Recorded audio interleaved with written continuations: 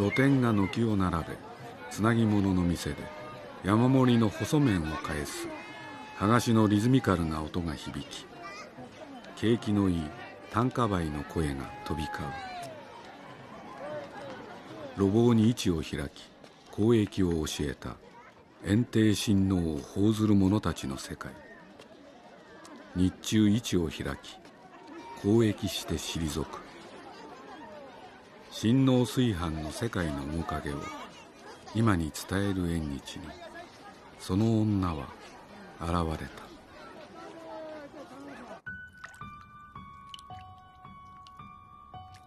べっこう飴、通称べっこう飴の百合。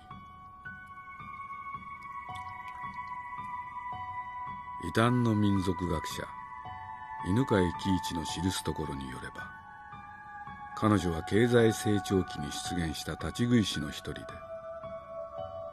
祭礼や縁日の露店をもっぱらにごとを行い、一時は野心敵屋の世界でその名を知らぬ者なしとまで言われたごとしだったが、70年安保闘争の翌年に忽然と姿を消し、そのまま消息を絶ったという。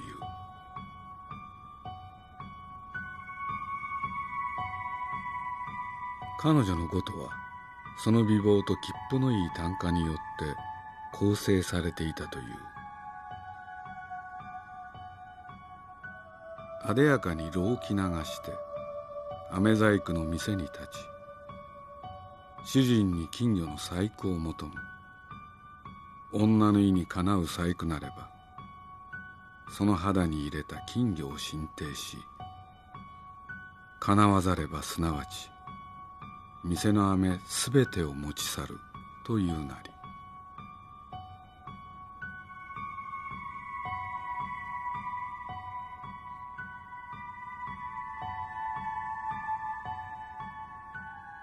その白い肌に泳ぐ金魚を見たりと言うを聞かず、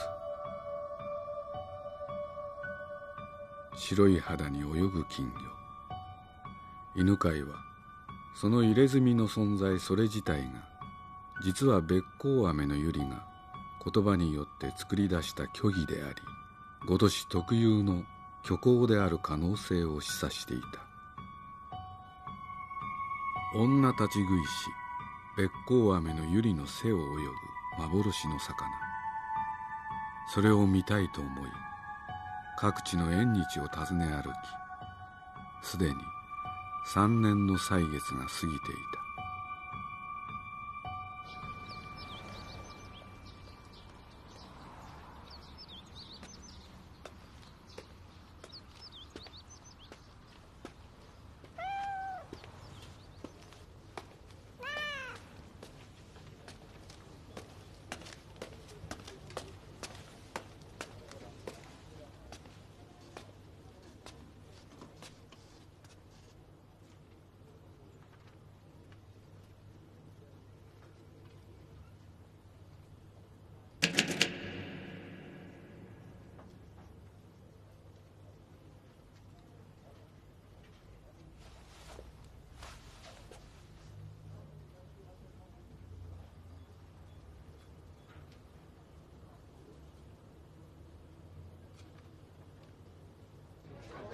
戦後思想編集長の鈴木敏夫は、彼が某書店のアニメ雑誌を手がけていた頃からの友人であり、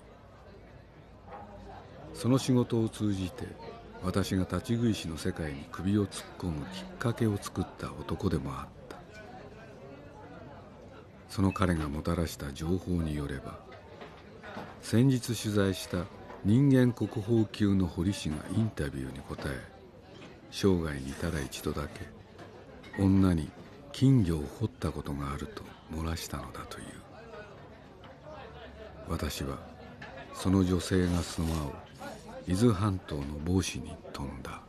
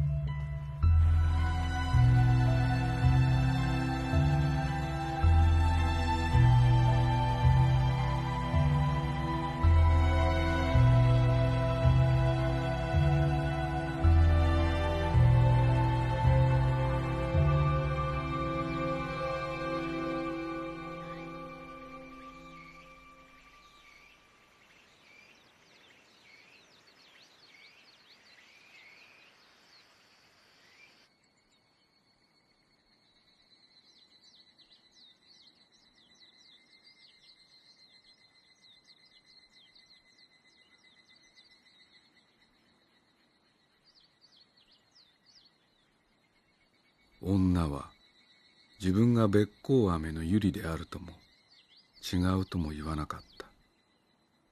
ただ背中の金魚を見たい、撮影したいと申し出た私に答えてこう言った。私の意にかなうどんな細工を見せてくれるのか。意にかなう細工なればこの肌に入れた金魚を進呈し、かなわざればすなわちあなたのすべてを持ち去ると。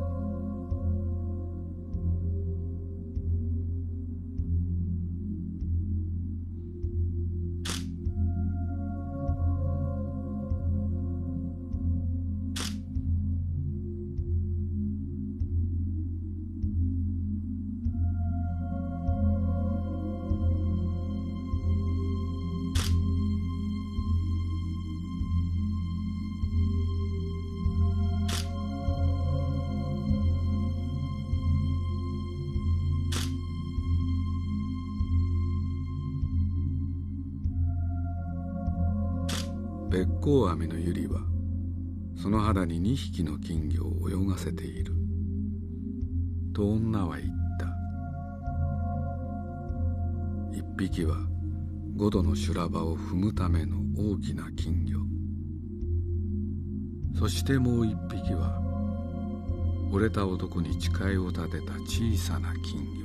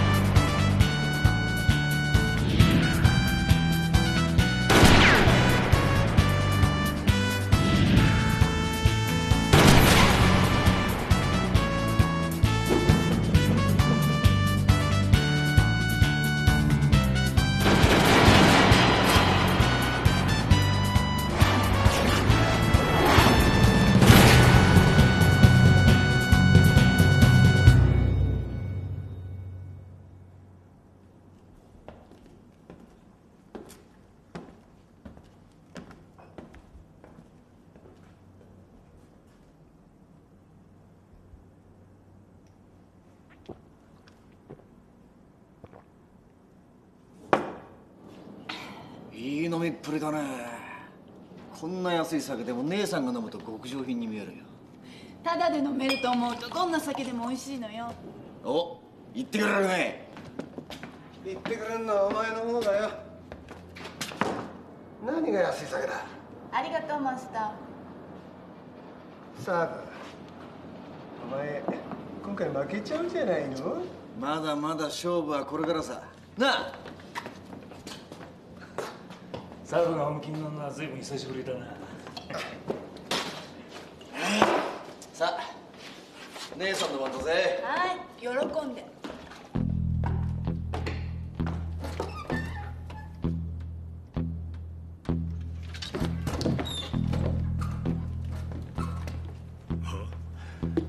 サブが久々に勝負してるじゃないか。ええ、しかも相手は女ですぜ。女？どんなビアだろう女だ。驚いたな。吐きだめに釣るじゃねえか。ところでマスター、そろそろ幻のバーボンが飲みたいな。どこでそれを。マスター、あの酒まだ残ってたのか。お前汗隠してやがったのかよ。勘弁してくれよ。あれ俺の老後の楽しみに取ってあるんだからさ。私はね、わざわざそれを飲むためにこの町に来たのよ。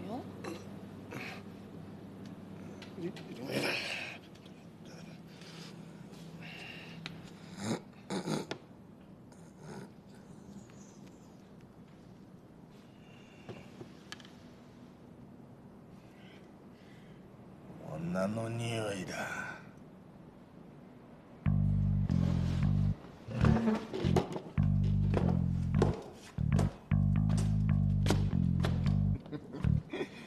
おい女、たっぷりと可愛がってやろうか。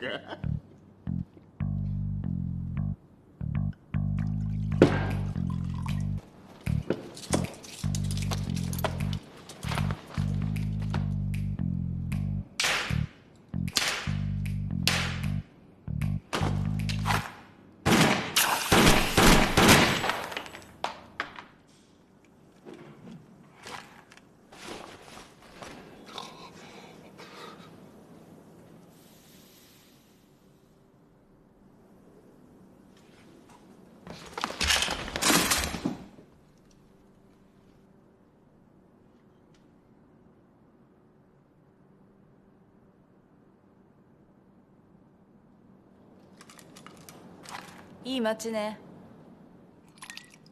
だろ。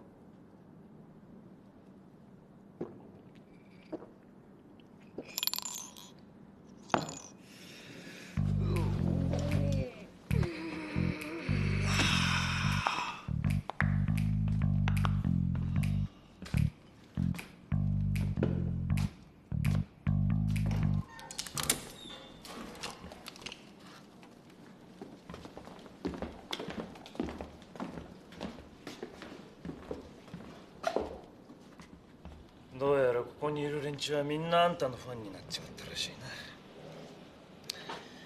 な。だよな。こいつはいただけねえな。こんな銃持ってるところ保安官に見られでもしてみろ。もう見ちゃったぜ。ああ、姉さん、この町じゃ自動拳銃の所持は違法だってこと知ってるよな。そんなバカな話初めて聞いたわよ。この町に自動拳銃は似合わねえ。ここにいたけりゃ回転式にするんだな。保安官はいいの？あんたみたいなよそ者からこの町を守るためさ。もちろんプライベートではリボルバーだぜ。バカバカしい。一体誰がそんな規則作ったの？私だよベイビー。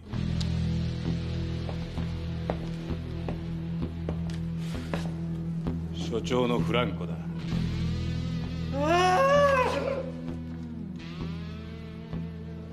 おっと、なんとも生かすレディーじゃないか。こんな麗しいレディーに失礼をしたくはないが、この町の法律でね。王都は没収させてもらう。嫌だと言ったら？痛い目に遭うだけさ。ワイルドバンチにも登場した銃よ。この街の雰囲気には合ってると思うけど。横っちょから下品に薬莢を吐き出す自動拳銃は風情がなさすぎる。北京パーは許してもこの俺は許さねえ。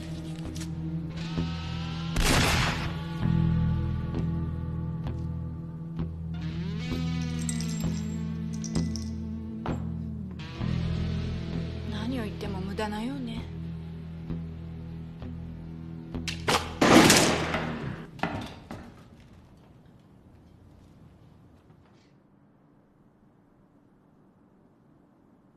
最近この町の連中が俺を殺すために殺し屋を雇ったっていう噂を耳にした。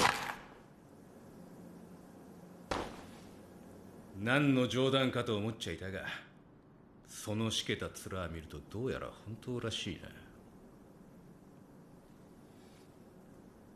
な。この町で平和に暮らせているのは誰のおかげだ。俺はお前たちに命がけで安全を供給している。感謝されこそすれ。殺される筋合いはなかろう。今回のペナルティとして今から半年間税金を 10% アップだ。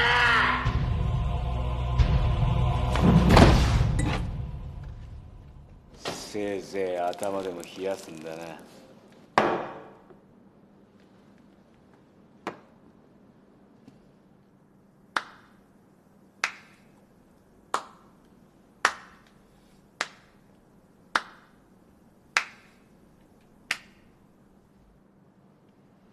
この町に来て半日、町の雰囲気も住民も気に入ったわ。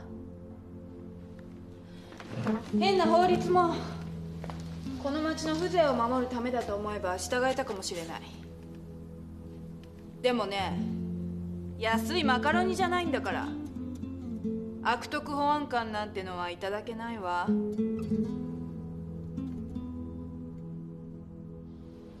よせ、叶うわけじゃねえぞ。マスター、悪いけど一暴れさせてもらうわ。それは無茶だ。所長は女でも容赦しない。早く謝った方がいいな。やめとけ。奴の銃の腕は本物だ。私だって早打ちのミキって呼ばれてるのよ。早打ちのミキ？あんたひょっとして頼むけ。はい。思わぬ書き入れ時になりそうだな。はい。この際だ。俺に消えてほしいやつはまとめてかかってきな。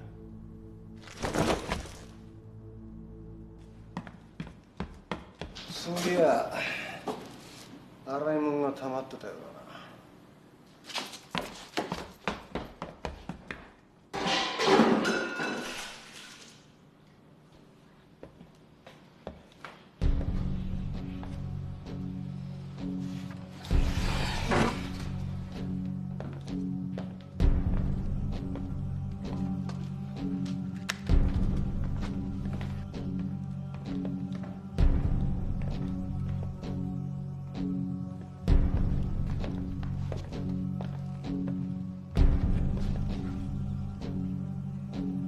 人気者だな。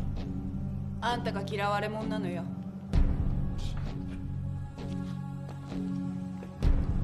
女以外は殺すな。痛めつけるだけでいい。そしてさらに税収アップだ。オキドキ。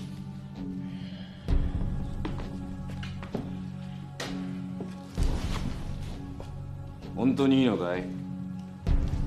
俺たちはマジだ。私だって本気よ。喧嘩も酒も男には絶対負けないの。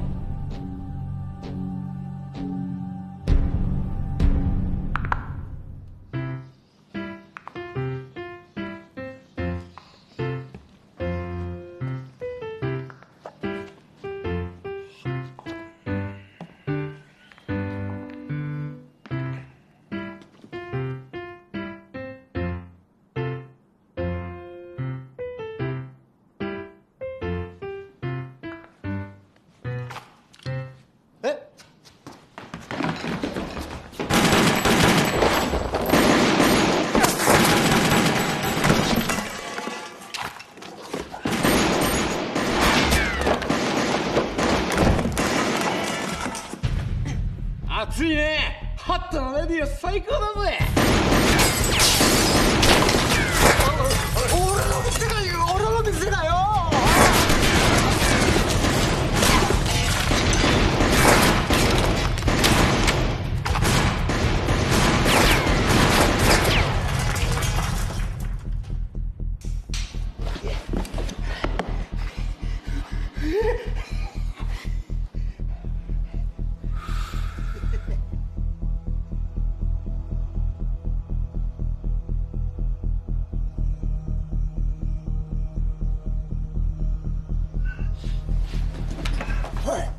虫か。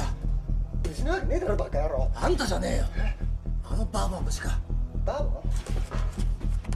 アボンズのバーボンだよ。ああ！無事だ。おい、どれだ。取ってきやるからな。一杯飲ませろ。バカ野郎、ダメだダメだな。あれは俺の老後の。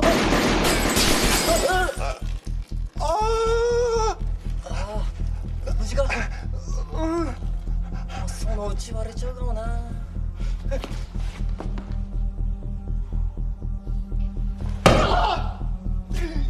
一杯だけだし。棚の一番左の醤油のラベルが貼ってありますよ。よいしょ。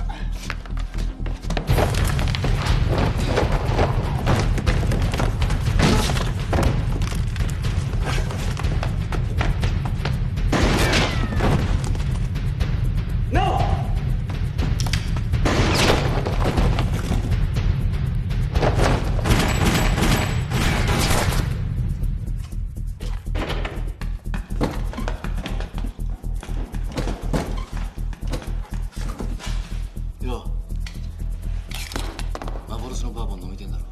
もちろん銃撃戦しに来たわけじゃないわ。酒はあそこの醤油の瓶に隠してあるらしいぞ。俺が取ってくるから弁護してくれ。あんた思ったよりいい男ね。だろう。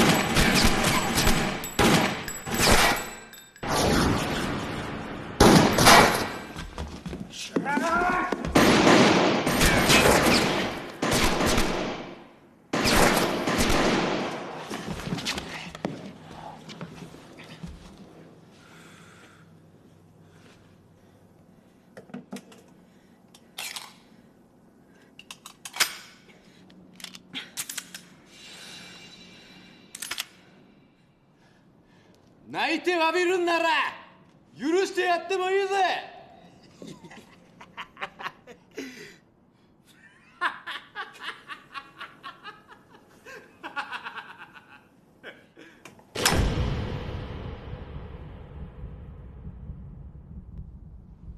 いや、なんとか言ってるとこだ。なんとか。なんとかなんとか。なんとか。Hey baby, come on. Yes, yes. Hey.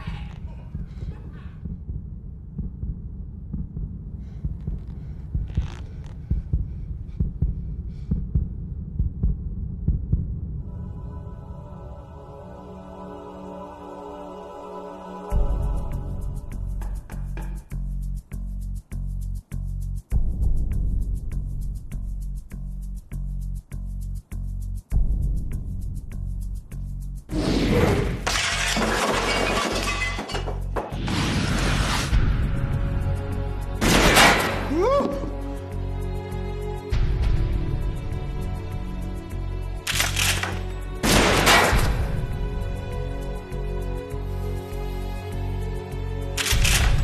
マスター、ここのは全部防弾テーブルだって教えてやれよ。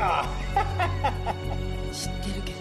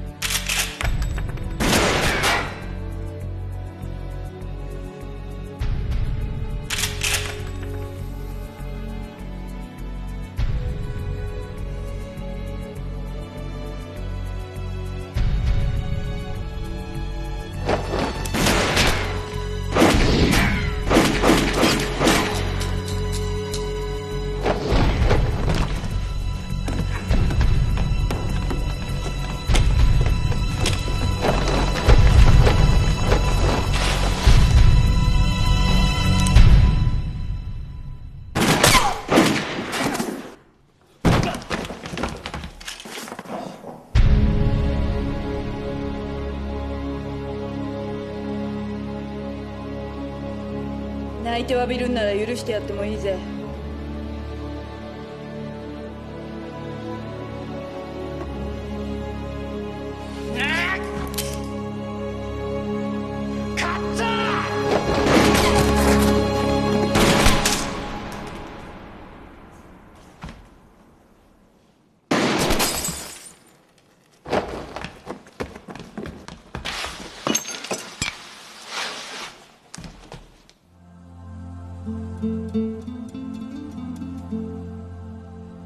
あんた本当に思ったよりいい男ね。だろ。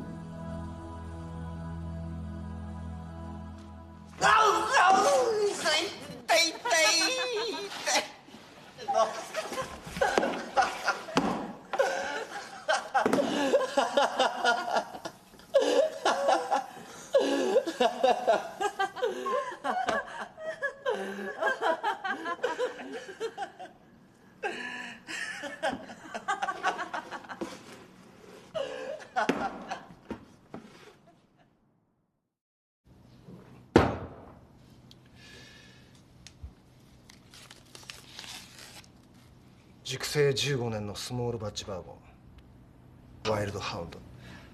ケンタッキーでも入手困難な一品だ。アリゾナで飲めるのはうちの店だけだぜ。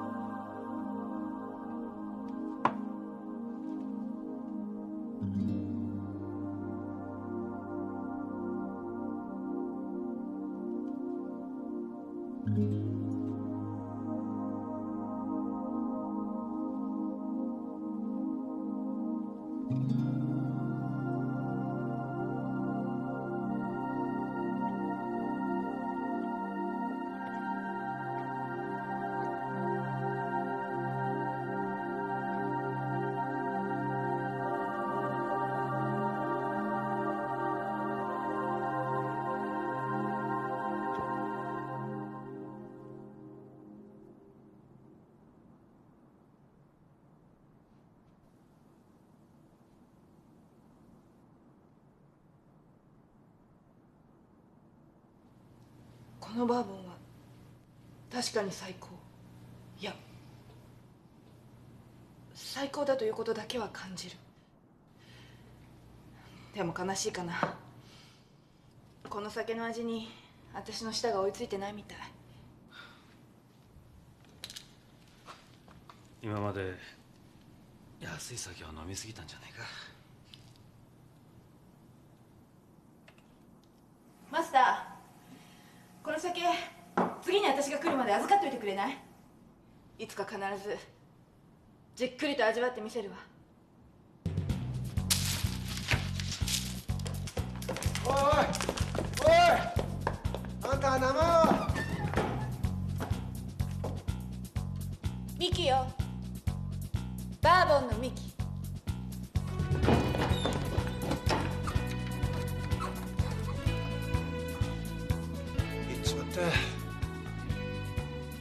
いい女だったよな。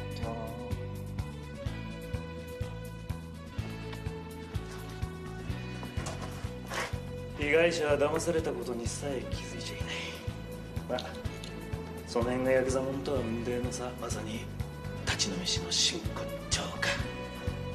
なんだよシゲ、その立ち飲み師って。酒がまずいと難癖をつける時もあれば、飲み比べの勝負に挑む時もある。合法非合法を問わずありとあらゆる手段を用いてただ酒飲みに全身全霊をかけるプロのごとし、それが立ち飲み師バーボンのミキだ。バーボンのミキは別名相打ちのミキとも言ってな。最初は飲み比べてごとすつもりだったようだが、状況を見て得意な荒っぽい作戦に変更したようだ。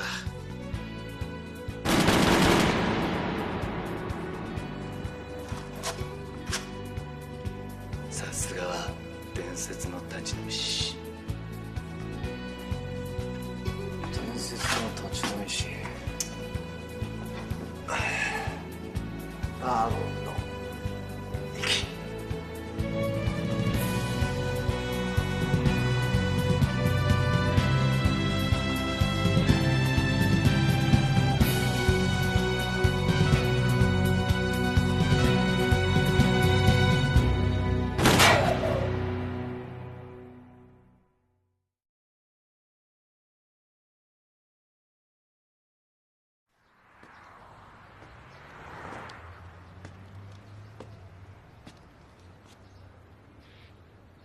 今から4年前、吉野家とロッテリアの店長を歴任し、伝説の立ち食い師たちとの死闘を繰り広げていた僕は、身も心も疲れ果て、真っ白に燃え尽きようとしていた。だがわずかに燃え残った責任感に突き動かされ、再び外食産業の門を叩いた僕は、ファミリーレストランを次の職場に選択していた。それは一時安らかな日々を僕に与えてくれるかに見えた。だがしかし、それも彼女の出現によりあっという間に損なわれてしまった。そう、あの春、僕は人を殺したのだ。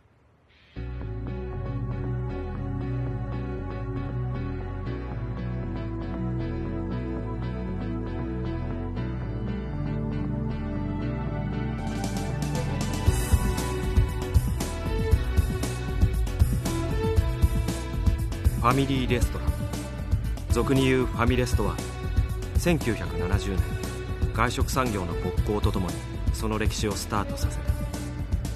そもそもファミレスとは1930年代にアメリカで確立された標準化、単純化、専業化という3つの概念を骨子とするチェーンレストランのことで、認知度向上を狙ったロゴデザインの全店統一、標準化された店舗の多数展開、幅広い客層のニーズに応える万博的フルラインアップ型メニュー、同じサービス、同じ料理を同じ価格で提供するための徹底した事業戦略、人事、財務、管理などの経営部門の本部への集約、これらを統合的に展開することによってスケールメリットを最大限に引き出すことを狙ったものでもあった。だが当時、それを生かすためには最低200店舗が必要とされ、必然的にファミレスの店舗数は指数的増大を続けていた。ファミレス業界成立当時、家族の食事はそのほとんどが内食であり、外食することは贅沢なこととされた。だが所得の上昇、自家用車の普及、核家族の増加といった要素も追い風となり、外食行為そのものを一般的な行為へと変貌させたファミレスは、外食産業の旗手として最前線をひた走っていた。いらっしゃいませ、ビッグボーイへようこそ。そうした業界の安定した基盤こそが、真っ白に燃え尽きていた僕に再びやる気と情熱を取り戻させようとしていた。ちょっと何でしょうか。私向かいのマンションに住んでるんだけど、うっかり財布置いてきちゃったの。すぐに戻るから。神山店長。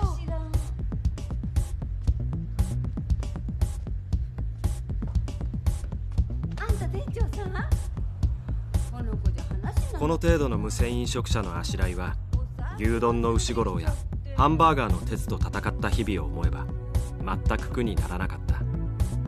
そもそもにおいてファミレスの店長なる者は正規従業員として採用され、一定期間の研修の後各店舗に配属され昇進していくものである。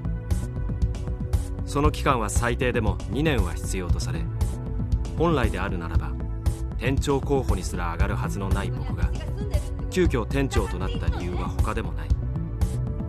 伝説の立ち食い師たちとの闘争が突起事項として異彩を放っていたからである。もういいわ。50円のお返しになります。ありがとうございました。ちくしょう、二度とこんな店来てやるもんか。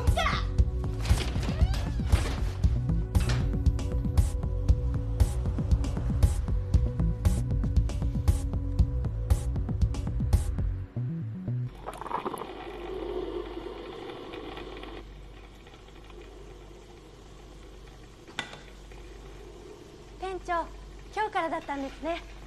助かりました。ゆっくり休めました？店長になってから初めての休暇。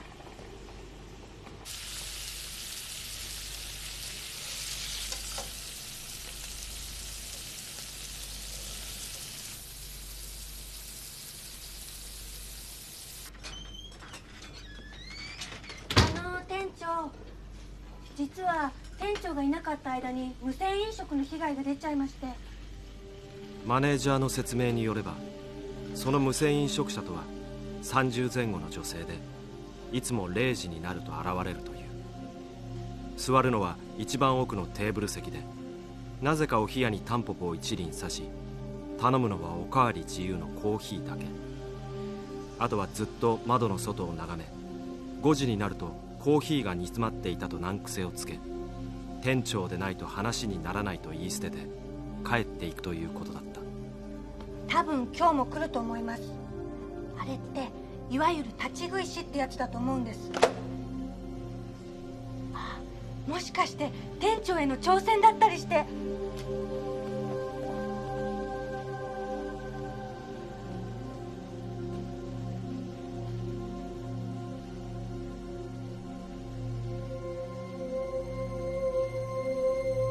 どうもありがとうございました。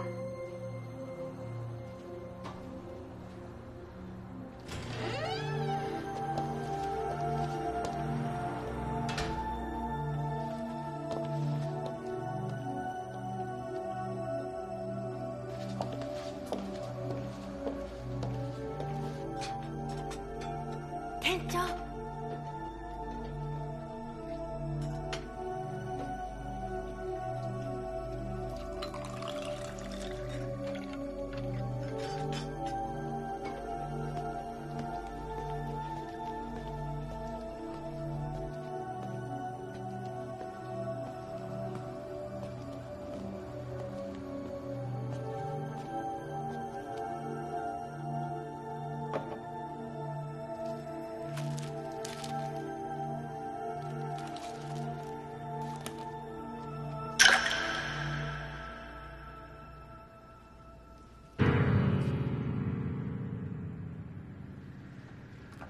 煮詰まったアメリカンコーヒーを一つ。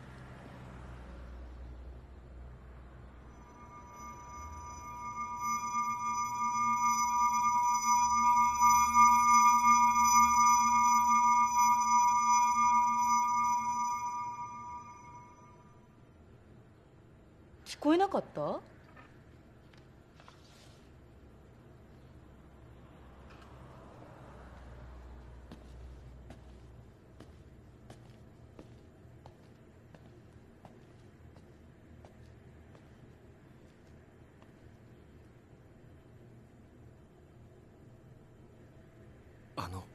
はすっぱな物言い、そしてどことなく物憂げな横顔。間違いない、あの女は学食のマブだ。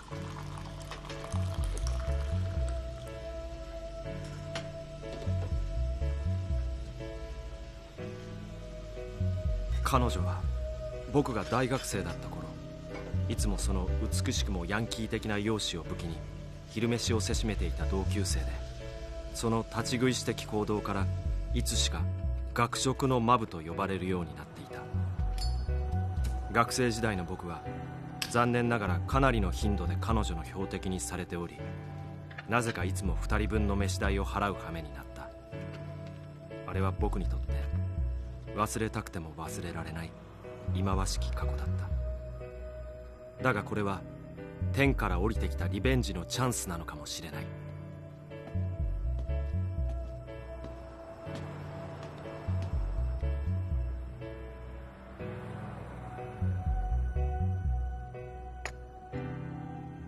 覚えてるかな、僕のこと。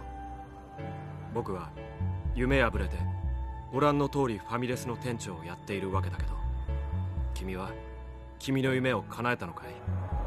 女優になるっていうあの夢。そう声をかけた時の不審そうな彼女の顔が今も忘れられない。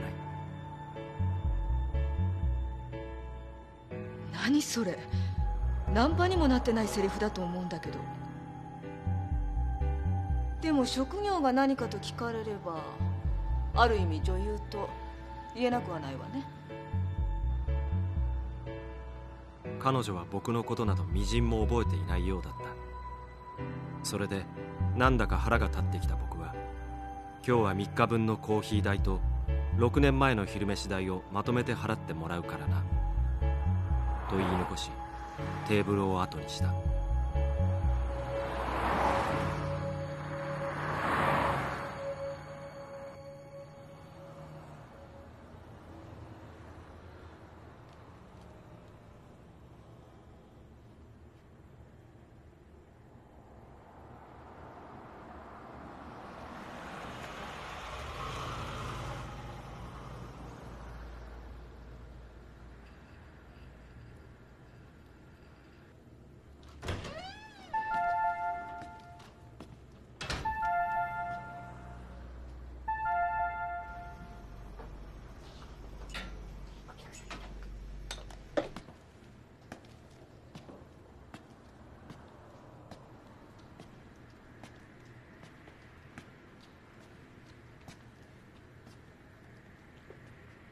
そのタンポポは？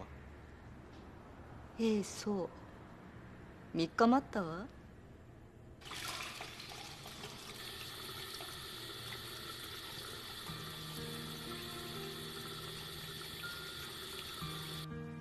大学1年の夏、彼女が急に今までの昼飯代を返すから近くの河原まで来てくれと言ってきたことがあった。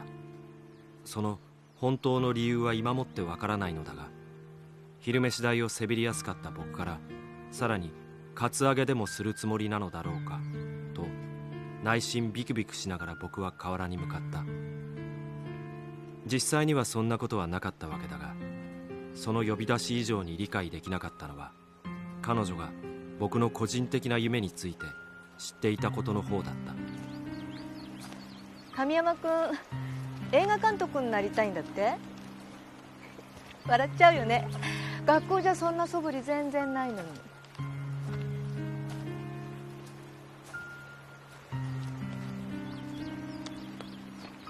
私がなんでそんなこと知ってるんだって顔ね。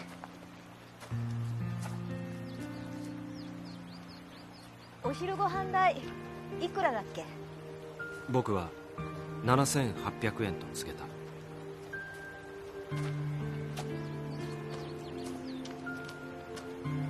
お釣りある？当然ないと答える僕。そう困ったな。じゃあ今度お釣りいらないようにぴったりで持ってくるから。今度っていつ？今度ってのは今度だよ。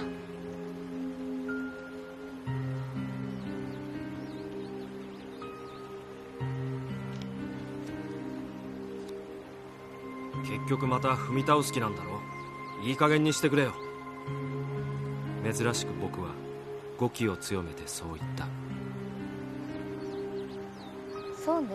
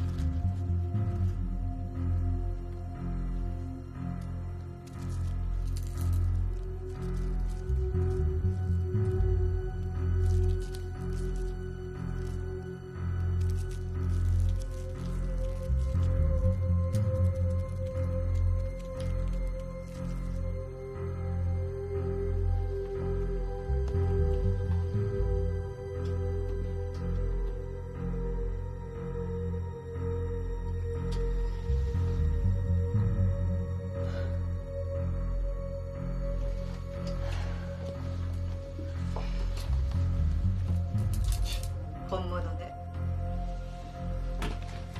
残りを全部見せてよ。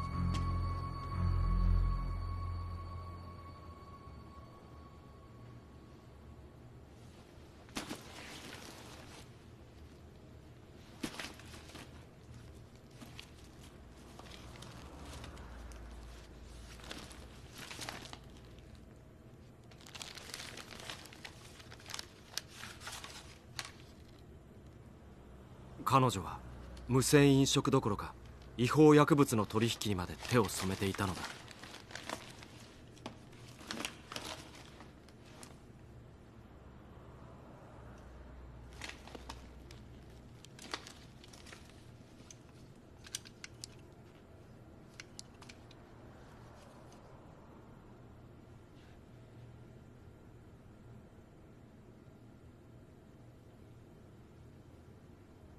僕の店で犯罪は犯させない。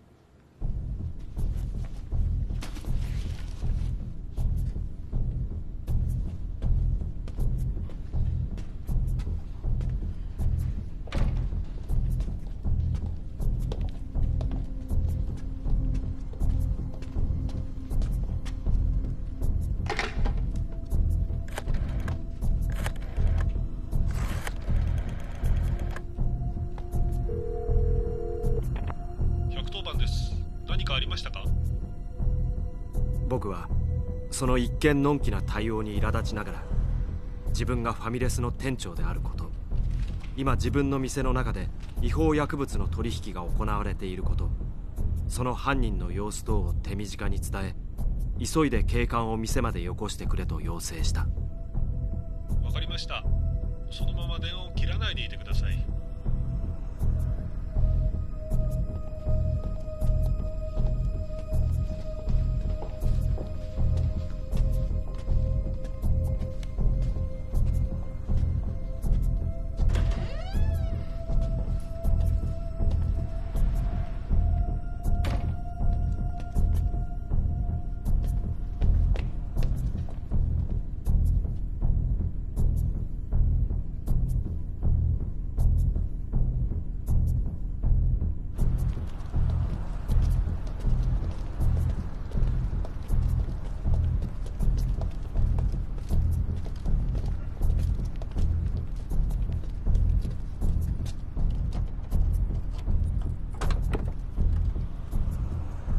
残りはトランクの中だ。今開ける。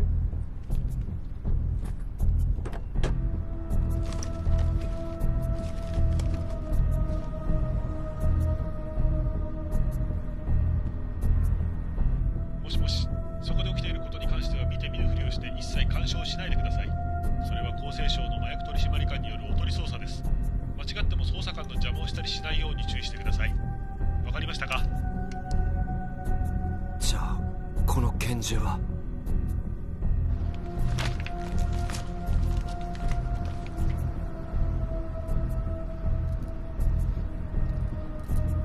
違法薬物売買の現行犯で逮捕します。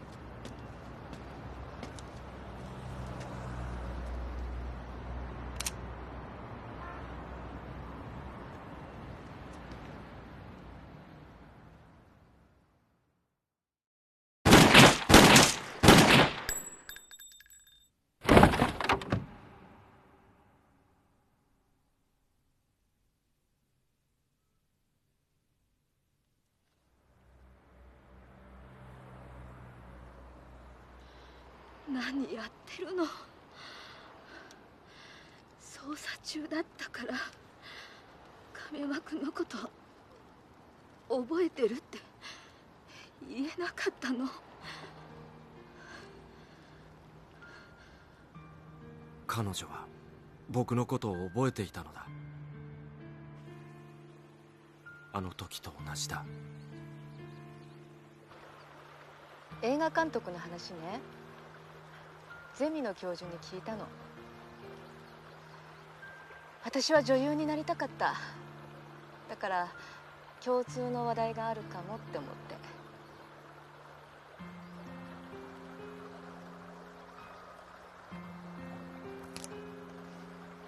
タンポポって英語でなんていうか知ってる？ダンデライオンとぶっきらぼうに答える僕。見た目と名前が合ってないと思わない？私は英語ももっと可愛い名前だと思ってた。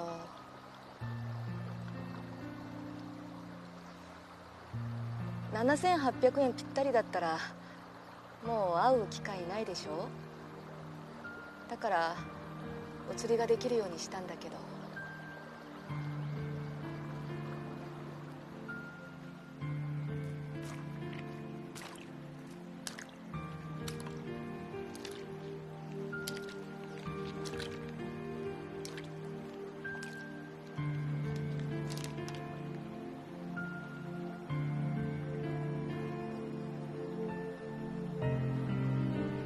そして夏休みが終わるとマブは学校を退学していた。取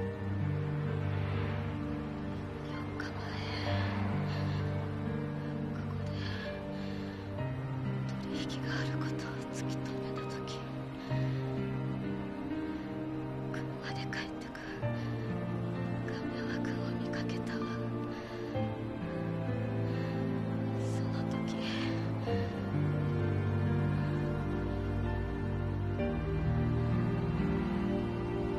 事件の特殊性から業務上過失致死に問われた僕は結局4年の実刑を課せられた。服役中僕が考えていたことは、なぜ彼女は捜査中立ち食い師のような真似をしたのかということだったが、それも今となってはどうでもいいことだった。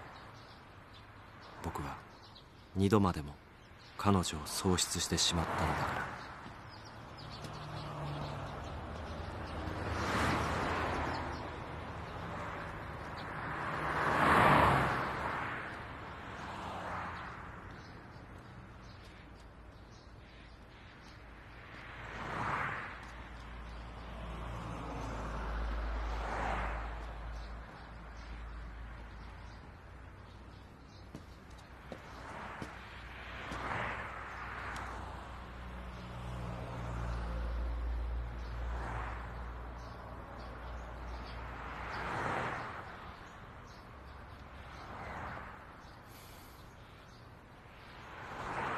次は何の職に就くかな。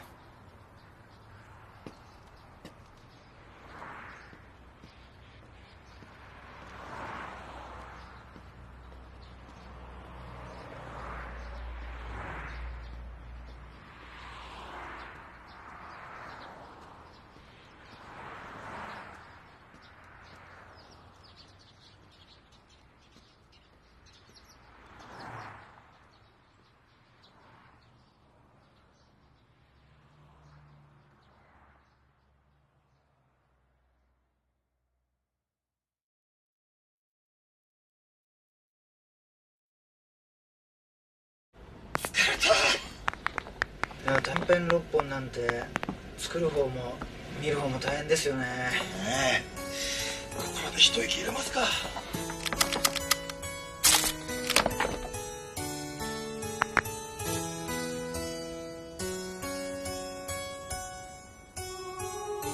脈絡のない構成に疲れたあなたに、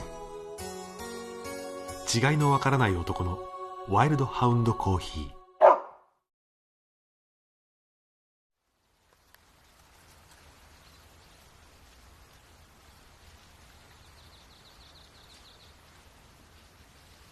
先日祖母が亡くなった。この話は葬式の後で聞いた話なのだが、何しろ昔のことなので当てにはならない。これがうちの祖母だ。祖母はトウキビ畑の中で育った。若い頃はとても美しく、畑を通る男衆を惑わせたそうだ。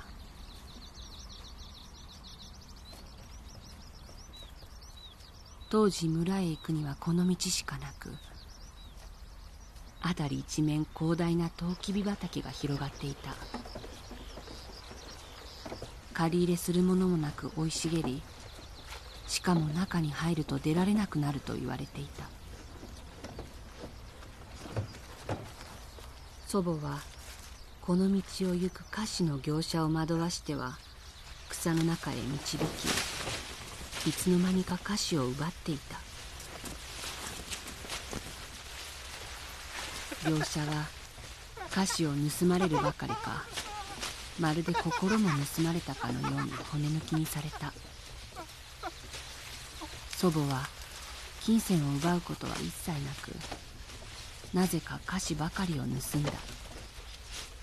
こういう輩を立ち食い師というらしいが、祖母にその自覚があったかどうかは定かではない。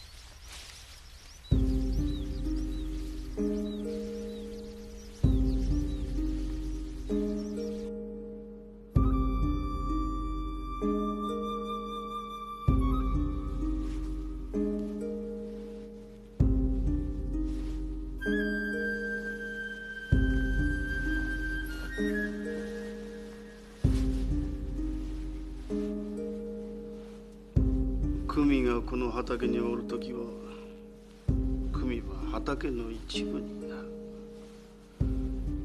この畑はワイの畑だ。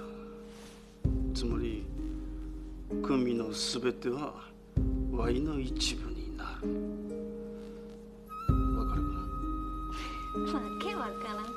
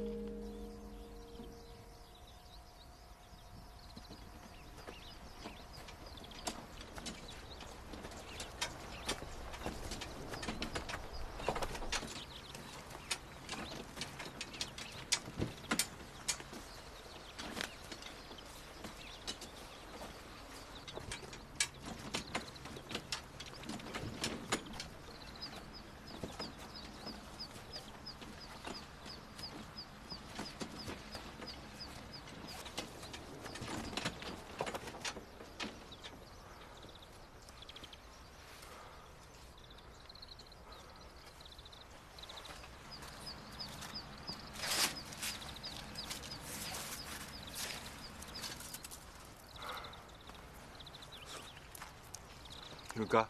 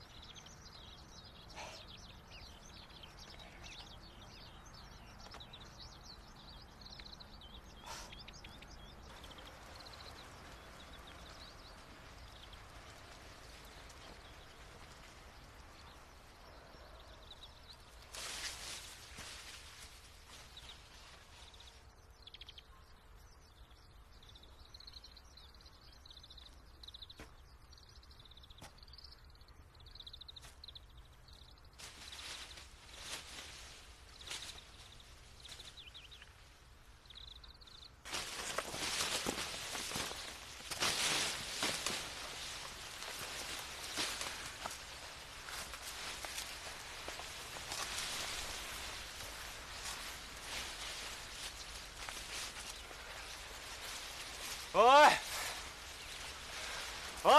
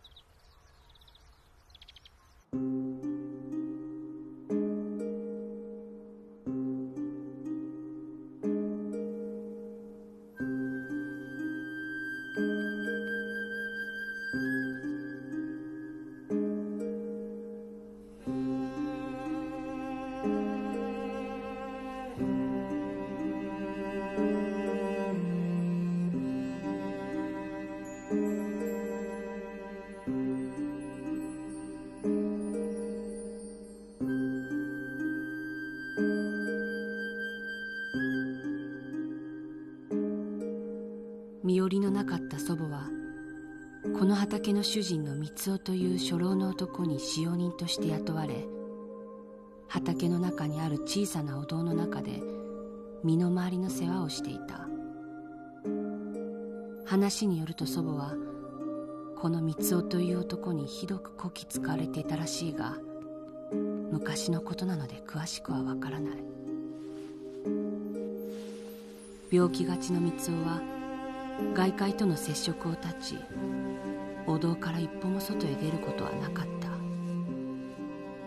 当時彼の病気は感染するものだと思われていたからだ。この畑は奥へ進めば進むほど広がりを見せ、外へ出ることができなくなるのだという話は、今思えば子供たちをお堂に近づけないための大人たちの作り話だったのかもしれない。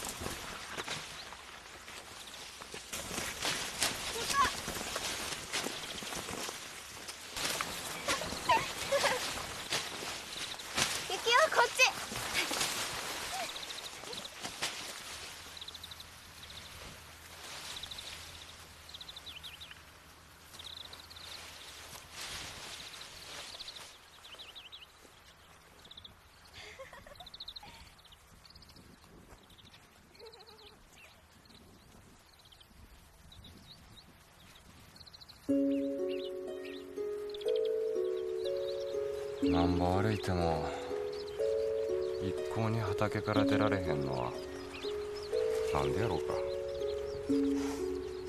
あんたがこの畑の中におるときはあんたは畑の一部になっとるので、私がこの畑の中におるときは畑が私の一部になっとるの。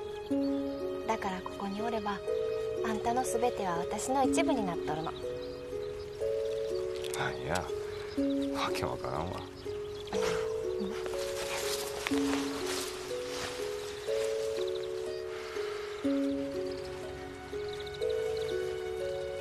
ずっとここに住んどるんか？私は妾の子やったから小さい時にここに奉公に出されたんよ。あんたはええな、小さい時からかき氷食えて。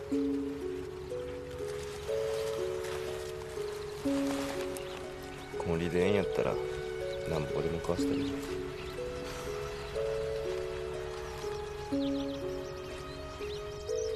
小さい頃母親にかき氷届けよう思って畑に行ったん。そしたら母親は畑から伸びてきた男の腕につかまれて奥へ消えていった。それ見た私はただ立ち尽くしてた。しばらくして母親が出てきた。私に気づいた母親は何事もなかったかのように笑顔で迎えてくれた。私はその時なんでかありがとうを繰り返してたわ。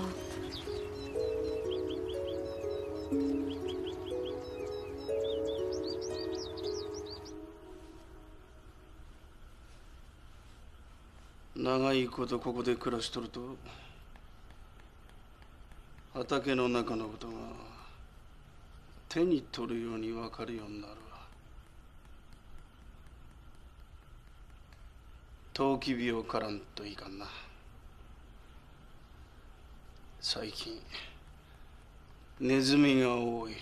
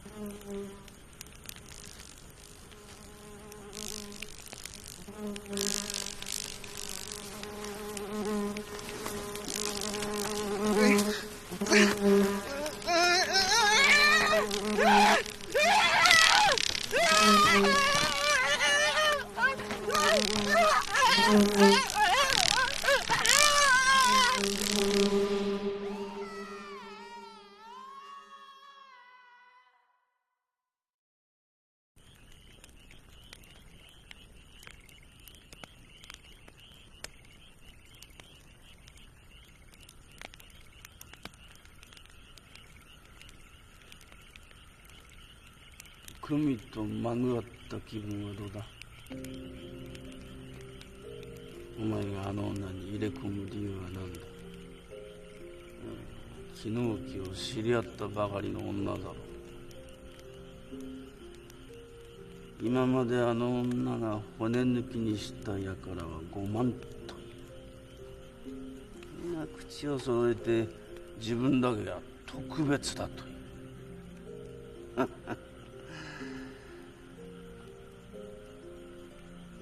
所詮お前もそいつらの一人に過ぎん。いくらワイを殺してもお前が組の一部になることはできん。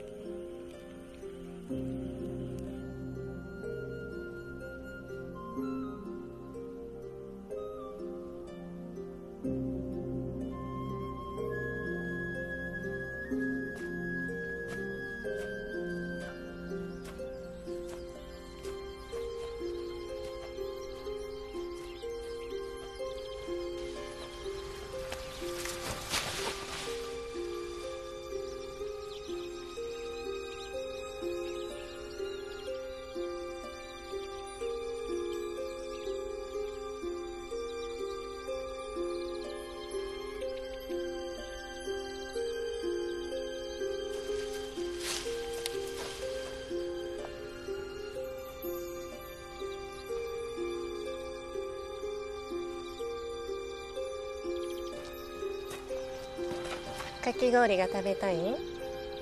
ええよ。久美ちゃんにはいつでも好きなだけ菓子を食べさせてあげるからね。何をしても叱ったりせんから大丈夫よ。だって久美ちゃんはよその子なんだもんね。ありがとうお母さん。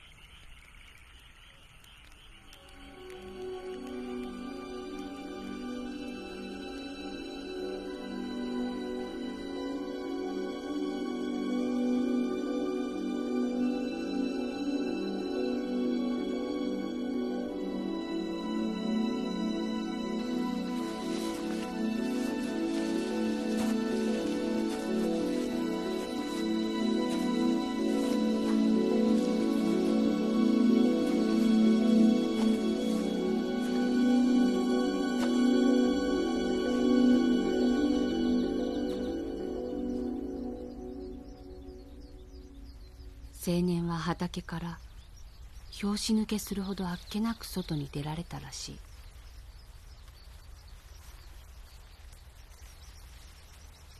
今ではお堂は朽ちて跡形もないが、トウキビの葉は当時と変わらず静かに揺れている。私はこの話をすべて祖父から聞いた。彼は言う。それにしても久美はどこに行かれたのでしょう。もう二度とは会えないと知りながら、私は久美の姿を探してしまうのですと。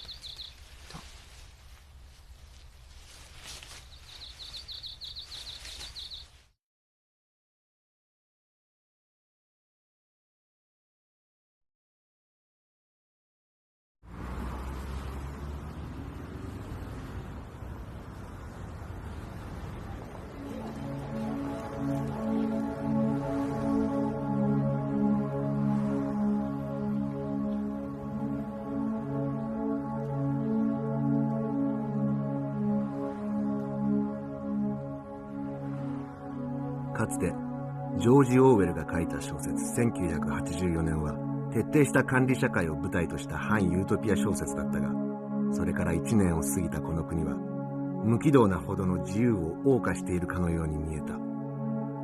原宿は若者文化の中心地だった。隣接する代々木公園は戦前帝国陸軍代々木練兵所であった。太平洋戦争終結とともに進駐してきた米軍はこれを接収し、小公用住宅を建設、ワシントンハイツと名付けた。表参道には中流米兵とその家族たちを対象とした施設や商店が次々と作られ、アメリカンナイズされた街並みを形成していった。1978年、大型ファッションビルのオープンを皮切りに大小様々なアパレルブランドが原宿に集結。一躍ファッションの中心地としてその名を全国に轟かせた。さらに1977年から実施された代々木公園横の歩行者天国では、竹の子族やローラー族などが路上パフォーマンスを展開。若者たちが全国から自己表現の場を求めてこの街に集まってきた。そして当時、原宿を象徴する食べ物がクレープだった。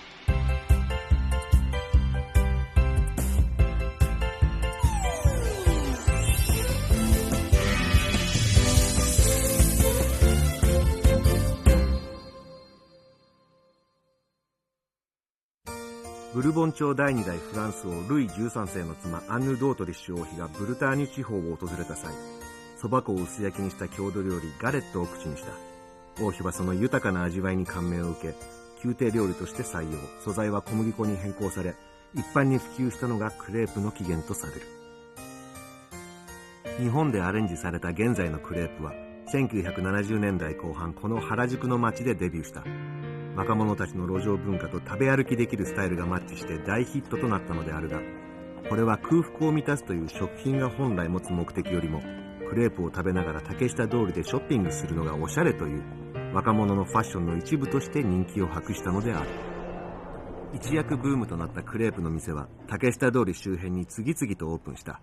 しかし、全てのクレープ屋が流行っていたというわけではない。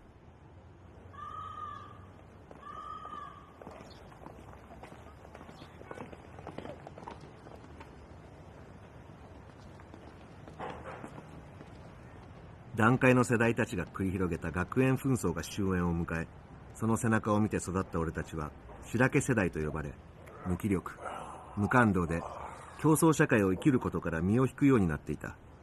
またモラトリアム人間という言葉が流行し、大人になれない、大人になりたくない若者が増えてきたのであった。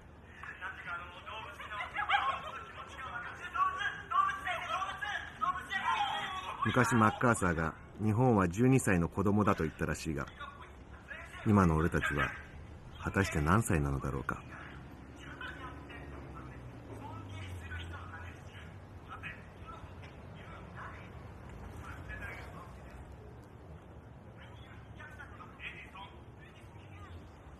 でもテレビばっかり見てるとバカになりますよ。いらっしゃい。あ、お客さんじゃないんで全然気にしないでください。お客さんじゃないって。ずいぶんやばそうなんですね。たまたま客がいないだけだって。ちょっとここ座ってもいいですか？ああ、食わないんだったらどっか行ってくれよ。もういいじゃないですか、お客さんいないんだし。座るんだったらなんか頼んでくれよ。私甘いもの食べると叱られちゃうんですよ。なんだそれ。ここだけの話、私アイドルの卵なんです。アイドルの卵？私って可愛いじゃないですか。ちょっと前に原宿でスカウトされちゃって、今とっても厳しいレッスン中なんです。だから甘いものも控えてるんですよ。嘘だ。本当ですよ。じゃあこのお店にお客さんがいっぱい来るように私がキャンペーンガールになってあげますね。はい、カメラ。なんでカメラ？いいから。あ、事務所にはくれぐれも内緒ですよ。一押しのメニューは何ですか？いちごジャムクリーム。じゃあそれ作ってください。いちごジャムクリームでいいのね。はい。あ、危ない危ない危ない。早く早く。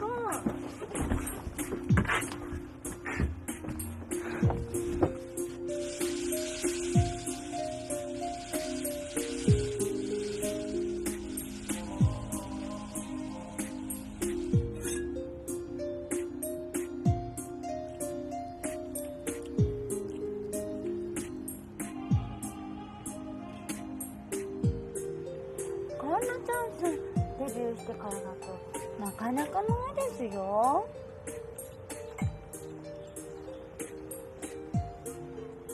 はい。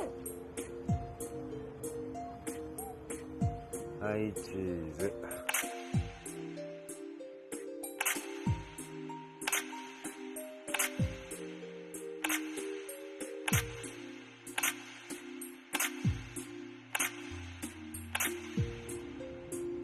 ゃあ次のパターンいきますよ。次？はい。十分取っただろう。じゃあ次は横バナナクレープでお願いします。はい。お店にお客さんがいっぱい来るように頑張りましょう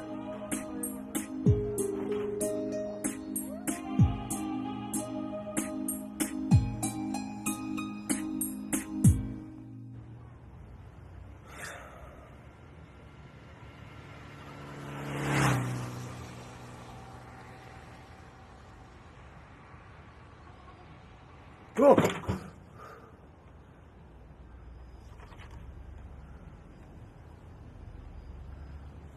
お前マミ？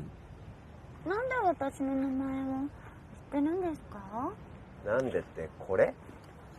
あ？違うんです。何が違うんだよ。そんなものに騙されないで。これが奴らのやり方なの。何のことだ奴らって。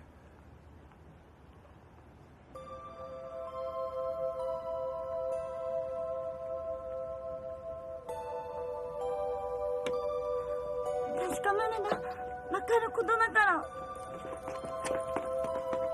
ちょっと待てよ。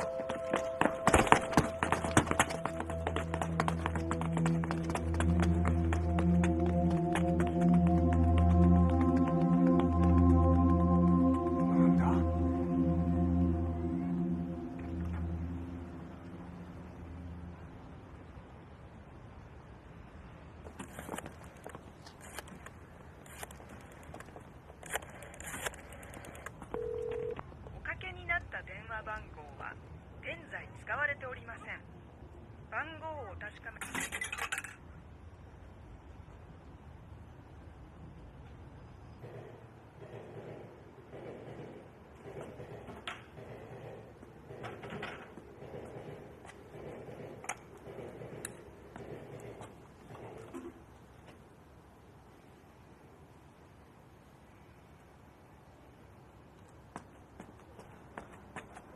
どうした？大丈夫か？お腹が空いてもう動けない。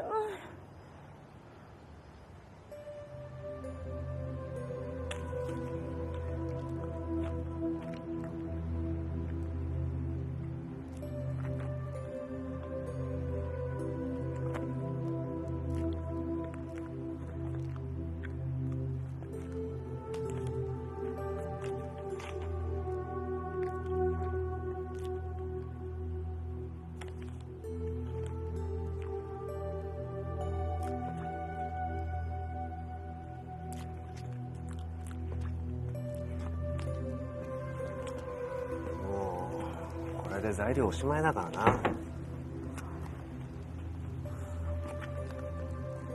それにしても昼間のあれなんだ？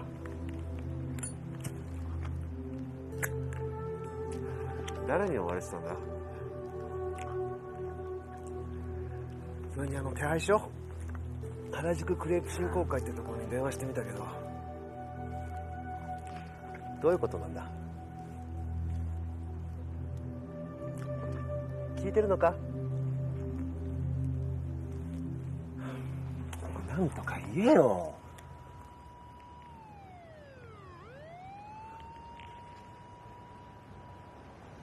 この話を聞いてしまったらもう後戻りはできないけど、それでもいいの？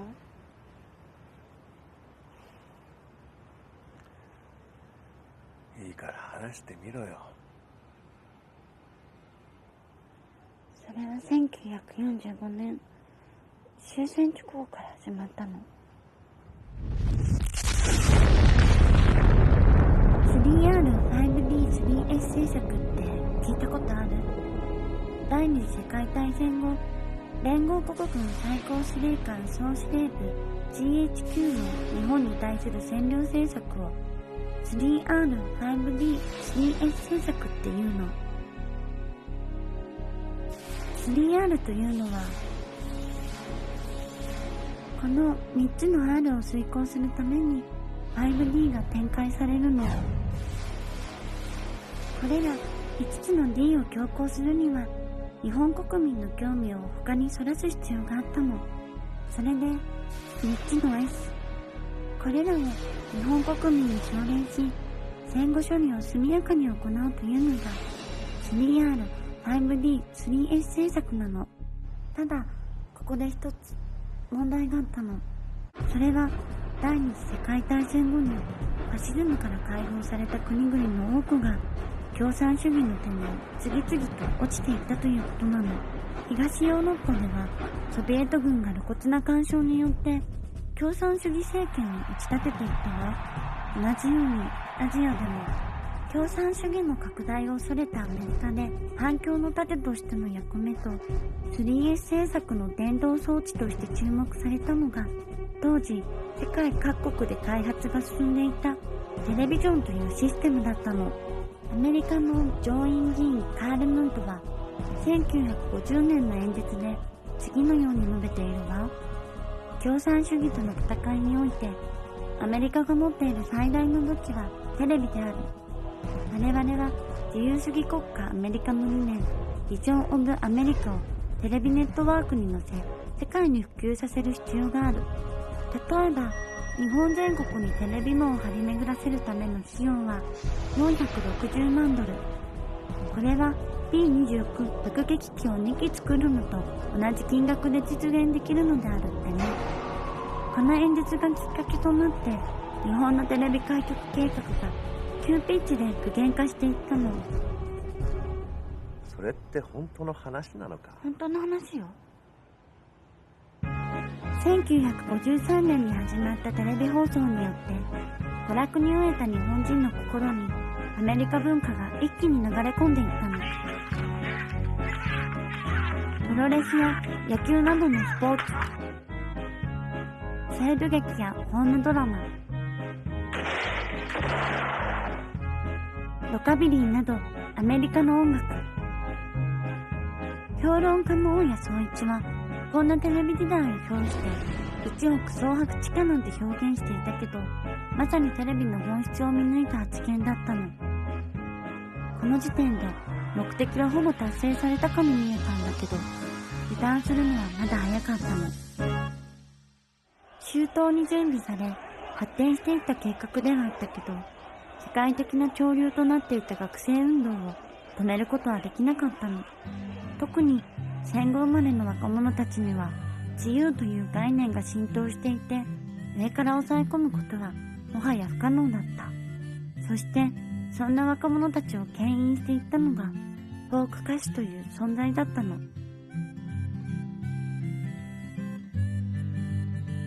プロテストソングで若者を先導するフォーク歌手の存在には組織も頭を悩ませたわ。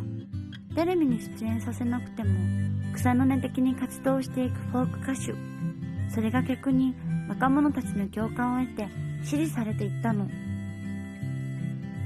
70年安保を控え学生運動が激化していったわ。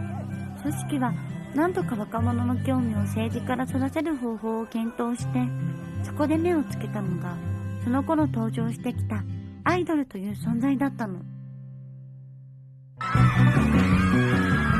それ以前にいわゆるスターと呼ばれる芸能人たちは庶民には手の届かない存在だったの。だけどアイドルはフォーク歌手のように等身大で特に歌が上手くなくても逆に身近な存在として若者たちに圧倒的に支持されることが分かったのね。実はこれはプロパガンダの基本的なテクニックである平凡化という方法でメディアの発信側が受け手側と同列に立っているように錯覚させ親近感を植え付けるという手法なの。その結果テレビにアイドルを出演させていくとまるでそれと入れ替わるように学生運動は沈静化して人々の興味から遠ざかっていったの。この手法を発展させアイドル発掘の名目で始まったのがあの怪物番組アイドル誕生だったの。当然この番組は組織の意向によって制作された番組で、この10年の間に数多くの人材を輩出することとなってアイドルの黄金時代を築き上げたの。この番組はタイトルが示す通り、アイドルを生み出す過程を視聴者に見せることによってそのアイドルを身近な存在として印象づけるんだけど、これは番組とアイドル、そして視聴者があたかも共犯関係のあるような状況を作り出すことによって逆に視聴者をマインドコントロールする実験なの。当然こんな重要な作戦を遂行するアイドルが無垢な存在なんてことは幻想に過ぎず、それどころかデビューするためにはあらゆる訓練と教育を組織によって受けなければならないの。情報謀略の技術から様々な体術、格闘技、サバイバル技術までを叩き込まれた上でデビューしているの。バカのふりも高度な技術が必要なの。本当のバカには真似できないものよ。3年前の番組終了とともに実験の第一段階が終結したんだけど、新しい総理の就任によって計画は急遽第2段階に突入しているの。もうすぐテレビ局主導の巨大アイドルグループを作り出そうとしている。何のために？これからの日米関係を総理をより強固なものにしようと考えているわ。それには様々な圧力が生まれるんだろうし、国民の目をそらしたいことも多くなってくるんだろうし。君は一体何者なんだ？言ったでしょ、アイドルの卵だって。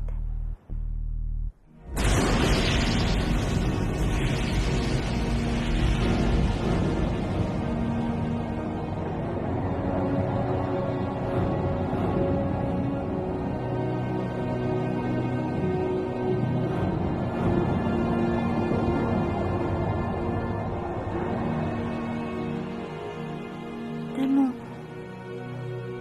こんなことはもうたくさん。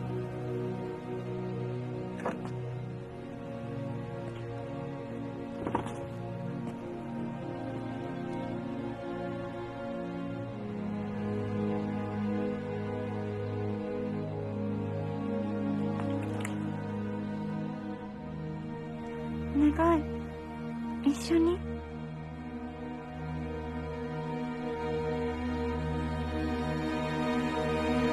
そこまでだ。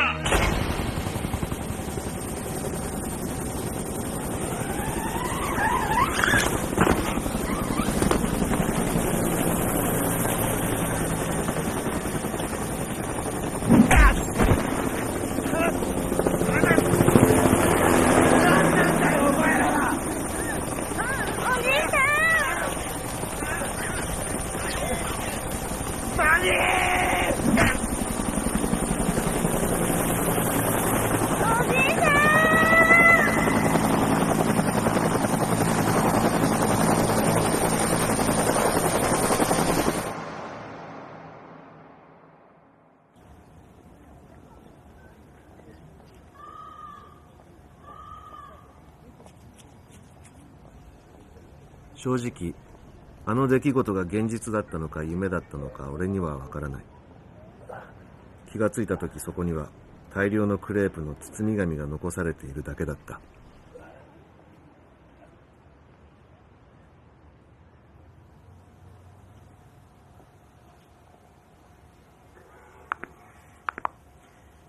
テレビばっかり見てるとバカになりますよ。わからない男のワイルドハウンドコーヒー。それでは行ってみましょう。黄昏。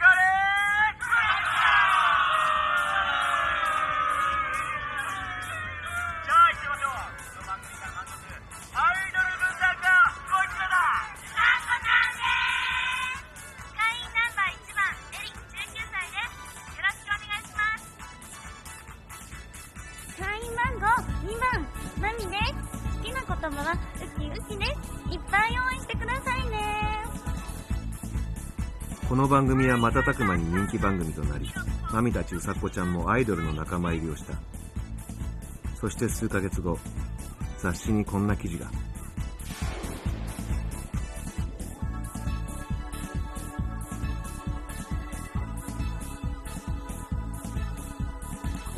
あの写真を誰が雑誌社に持ち込んだのかは問い合わせても教えてもらえなかった。じゃあこのお店にいっぱいお客さんが来るように雑誌がキャンペーンガーデンになってあげますね。約束は果たされたようだ。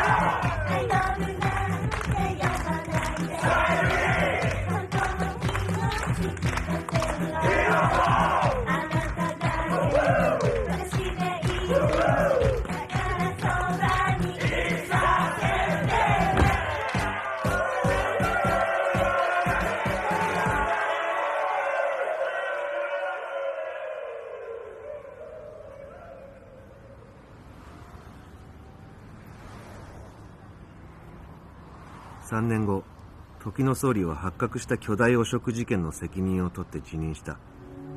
時を同じくして黄昏ぴょんぴょんは番組終了。うさっこちゃんたちは解散した。そしてマミは大企業の二世社長と結婚し、あっさりと芸能界から引退した。うちのクレープ屋はブームに乗って大儲けしたが、オーナーが不動産に手を出し、後のバブル崩壊とともに倒産した。若者の聖地竹下通りはその地位を渋谷センター街にとって代わられ、夢の21世紀を迎えた。あれから20年、日本は成長したのだろうか。そして俺は